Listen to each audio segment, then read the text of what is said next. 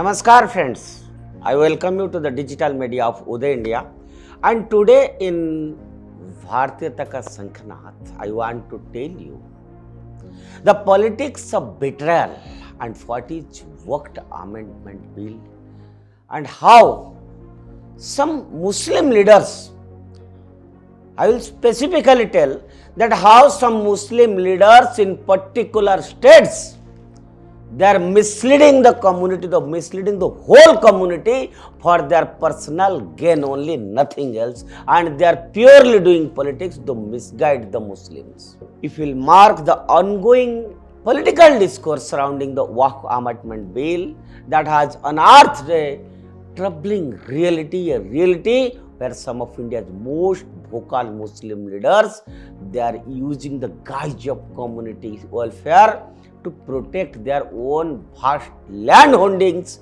accumulated through years of alleged misuse and manipulation of Waqf properties. If you will see, the recent violent protest in Murshidabad, West Bengal further underscore the volatile nature of the opposition to Waqf Amendment Bill. Last week, demonstrators torched a police jeep, ransacked several vehicles in Jangipur. The office of local TMC MP Khalilur Rahman was ransacked also. Train services were disrupted as protesters squatted on the rail tracks. The situation necessitated the deployment of a large police force and the imposition of prohibitory orders along with the suspension of internet services in the district. The opposition to the Waqf Act by leaders like AIMIM Chief Asauddin Owaisi is not rooted in any genuine concern for Muslim rights or heritage, but stems from a deep fear of losing control over ill-gotten properties that should rightfully serve the community. According to media reports, if you will go through the lens goes through the media, and if one will go through the legal documents, one will see that Asauddin Owaisi stands accused of controlling Waqf properties worth 3,000 rupees crore. And this is a staggering figure that raises serious questions about how such a concentration of assets came into private hands when these lands were meant for public and religious benefit. So, this is not a solitary case. In fact, the Owaisi's family's history is dotted with allegations of land encroachments, misuse of political power, not now but from decades. In 2007, Andhra Pradesh High Court went so far as to designate Sultan Salahuddin Owaisi, Asauddin's father, a land grabber. Honorable court said he was a land grabber for encroaching on defense land in the name of organizing an iftar party. Such blatant misuse of religious sentiment for personal gain highlights a deeper malaise within the leadership that claims to represent India's Muslims. Furthermore, in 2016, Akbaruddin Owaisi, the younger brother of Asauddin, you have seen his attitude in the media. He was accused of land grabbing near Balapur in the Bundelguda Mandal area, and the issue was so grave that a letter was sent to the then Chief Minister of Telangana, K. Chandrasekhar Rao, demanding immediate action.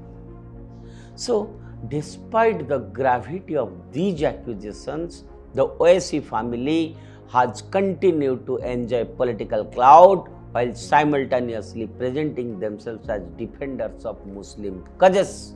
Their staunch opposition to the Waqf Amendment Act appears to be less about protecting community assets and more about shielding their personal interest from legal scrutiny. That is the whole issue.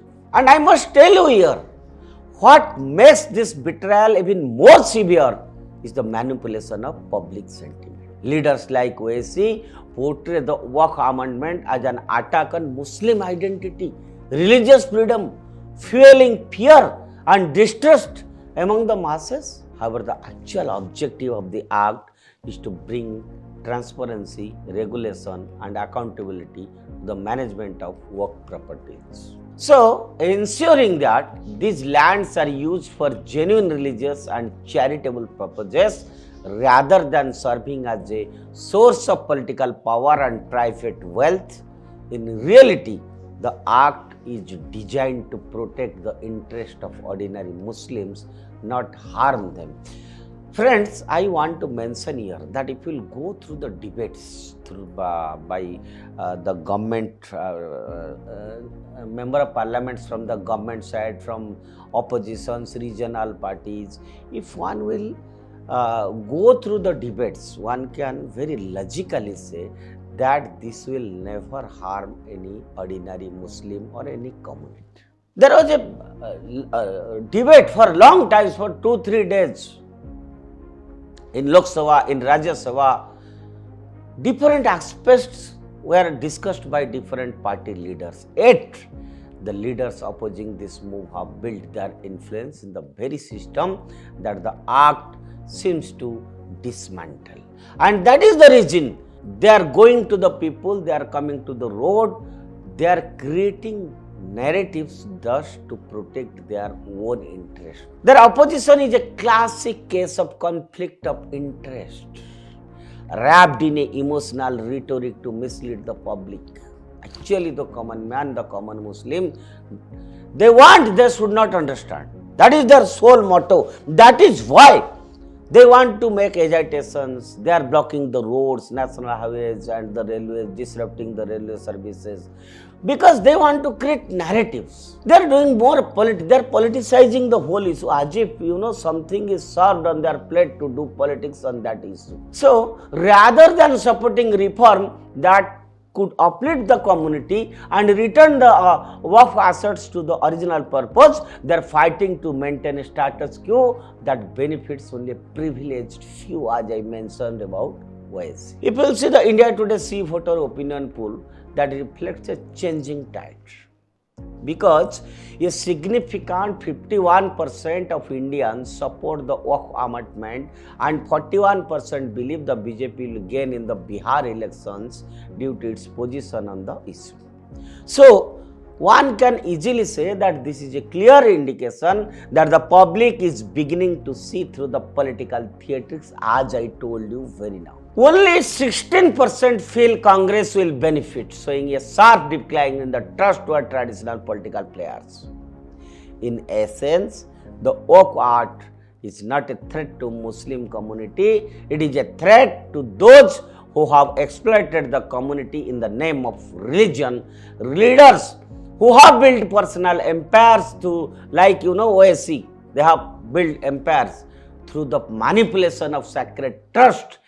They are now terrified of losing them. The Muslim community must awaken to this reality and demand leaders who fight for genuine welfare, not those who hide behind religious symbolism while looting what rightfully belongs to the people. After all, they have befooled the Muslims after 1947. Time has come, friend.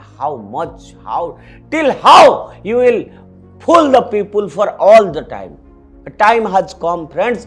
Through the India, I want to say you that time has come to reclaim the worth, not just in land, but in spirit and in actuality.